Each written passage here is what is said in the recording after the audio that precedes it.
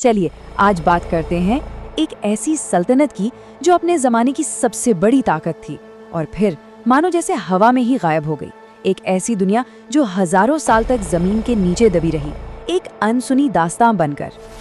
जरा सोचकर देखिए, एक ऐसा साम्राज्य जो प्राचीन मिस्र और मेसोपोटामिया को अगर मिला भी दें तो उससे भी कई ज्यादा बड़ा था। पर कमाल की बात यह है कि उसका ना कोई राजा मिला, ना कोई जंग का सबूत और ना ही कोई पिरामिड, कुछ भी नहीं। यही तो पहेली है सिंधु घाटी सभ्यता की। मतलब एक इतनी एडवांस दुनिया जिसके शासकों के नाम तक हमें नहीं मालूम। तो आखिर ये महाशक्ति थी कैसी? देखिए, जिस दौर में मिस्र और मेसोपोटामिया का बोलबाला था, ठीक उसी समय दुनिया के नक्शे पर एक और दिग्गज मौजूद था, लेकिन इसकी पहचान वो बिल्कुल अलग थी। इसने अपनी कहानी सोने या पत्थरों में नहीं बल्कि अपने लोगों की जिंदगी में लिखी। इसका फैलाव देखिए जरा, 10 लाख वर्ग किलोमीटर से भी ज्यादा, यानी आज का पाकिस्तान, अफगानिस्तान के कुछ हिस्से और पूरा उत्तर पश्चिमी भारत। ये पूरा इलाका पश्चिमी यूरोप से भी बड़ा था, फिर भी सदियों तक दुनिया को इसके होने की खबर तक नहीं थी। और यहीं पर सबसे बड़ा रहस्य हमारे सामने आता है। इतनी बड़ी और इतनी ऑर्गेनाइज्ड सभ्यता, पर यहाँ ना तो राजाओं के कोई आलीशान महल मिलते हैं, ना ही रानियों के शानदार मकबरे। ऐसा लगता है जैसे सत्ता किसी एक इंसान के हाथ में थी ही नहीं, बल्कि पूरा समुदाय मिलकर फैसले लेता था। तो फिर इनकी प्राथमिकताएं क्या थीं? अगर ये लोग राजाओं और देवताओं पर अपनी दौलत नहीं लुटा रहे थे, तो फिर कहाँ लगा रहे थे? जवाब बहुत सीधा है, अपने शहरों और अपने लोगों पर।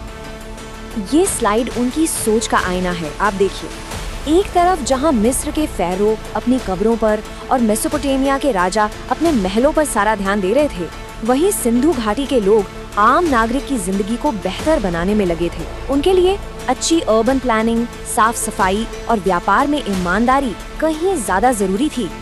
और उनकी इंजीनियरिंग, अरे वो तो कमाली थी। सोचिए, दुनिया का पहला ग्रिड सिस्टम, जहां सड़कें एकदम सीधी थीं और एक दूसरे को 90 डिग्री पर काटती थीं, बिल्कुल आज के मॉडर्न शहरों की तरह। हर घर में पक्की ईंटों का इस्तेमाल, अपना पर्सनल बाथरूम और टॉयलेट, और ये सब शहर के एक अंडरग्राउंड ड्रेनेज सिस्टम से जुड़ा था। ये एक ऐसी व्यवस्था थी जो हजारों साल बाद तक दुनिया में कहीं और देखने को नहीं मिली। और हाँ, व्यापार में कोई गड़बड़ न हो, इसके लिए वजन और माप के स्टैंडर्ड भी तय कर रखे थे। मतलब सब कुछ एकदम सेट। लेकिन फिर इतनी तरक्की के बाद ये लोग गए कहाँ? देखिए, ये कोई अचानक आया तूफान नहीं था जिसने रातों रात सब कुछ तबाह कर दिया हो। नहीं, ये एक बहुत धीमी और शायद दर्दनाक गिरावट थी जो सदियों तक चली और आखिरकार इस महान सभ्यता को गुमनामी के अंधेरे में ले गई। इसकी सबसे बड़ी वजह थी मौसम। करीब 4000 साल पहले क्लाइमेट ने करवट ली। गर्मियों के मॉनसून्स, जो इस सभ्यता की लाइफलाइन थे, वो धीरे धीरे कमजोर पड़ने लगे। नदियां या तो सूख गईं या उन्होंने अपना रास्ता बदल लिया। बस खेती पर टिकी इस पूरी सभ्यता की कमर ही टूट गई। बड़े बड़े शहर खाली होने लगे और लोग छोटे छोटे गांवों में बसने के लिए पूर्व की तरफ चले गए। करीब 3000 साल, इतने लंबे समय तक ये सभ्यता जमीन में दफन रही। एक भूली बिसरी कहानी, और इसे दोबारा खोज निकालने का किस्सा भी किसी रोमांचक फिल्म से कम नहीं है। इसकी खोज भी ना एक तरह से इत्तेफाक से शुरू हुई। 1856 में अंग्रेज लाहौर से कराची तक रेलवे लाइन बिछा रहे थे। मजदूरों ने पास के टीले से निकली लाखों पुरानी पक्की ईंटों से पटरी की नींव भर दी। उन्हें जरा भी अंदाजा नहीं था कि वो हड़प्पा शहर के खंडरों को ही नष्ट कर रहे हैं। असली खोज तो 1921 में दयाराम साहनी और 1922 में आर.डी. बैनर्जी ने की, जब उन्होंने हड़प्पा और मोहनजोदड़ो की खुदाई करके दुनिया के सामने एक पूरी की पूरी नई सभ्यता का नक्शा रख दिया। और फिर साल 1924 में सर जॉन मार्शल ने पूरी दुनिया के सामने इसका ऐलान किया।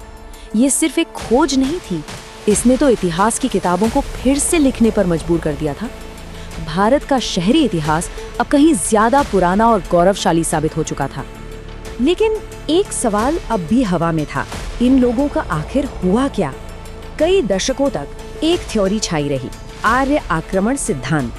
इसके मुताबिक मध्य एशिया से आए लड़ाकू आर्यों ने इन शांति प्रिय लोगों पर हमला किया और उनकी सभ्यता को मिटा दिया। कहानी सुनने में तो बड़ी दिलचस्प थी, लेकिन सच तो हड्डियों में कैद था। तो अब कहानी उस मोड़ पर आती है जहां मॉडर्न साइंस ने इतिहास की सबसे बड़ी गुत्थियों में से एक को सुलझा दिया। जो सवाल पुरातत्वविद दशकों से पूछ रहे थे, उनका जवाब मिला डीएनए से। साल 2019 में राखीगढ़ ही, जो अब तक का खोजा गया सिंधु घाटी का सबसे बड़ा शहर है, वहां से मिले एक 4500 साल पुराने कंकाल के डीएनए ने सब कुछ शीशे की तरह साफ कर दिया।